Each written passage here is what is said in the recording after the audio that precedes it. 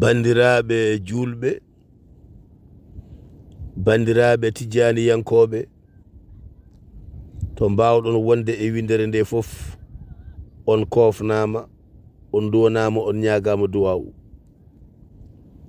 ñalngu kadi arti bandum daira ansarullah taw ganduɗa ko teddugal ceerno Aliou Sy to Agnam Thioday arti e nde ɗo hitande wadde ñallal ngal hewno wadde e teddugal ceerno Aliou Sy walla mbiyamo Baye Aliou Sy mo ganduɗa ko tijaniyanke joldude e tufni Alhaji Ibrahima Niass Baye Niass joom fayda. bandiraɓe tedduɓe, ɗeɗo golle mbaɗete ko ñande 18 e 19 lewru setto walla mbiya avril hitande 2025 toon to Agnam Thioday.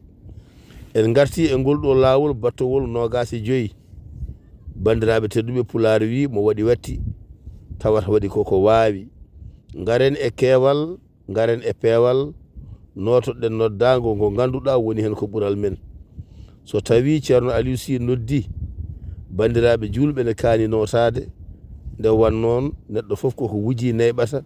eɗen gandi oɗo gorko ala ko woni himme mum, ala ko woni haaju mum so wona beela danda neɗɗo noon so tawi dañi yorende bandu men.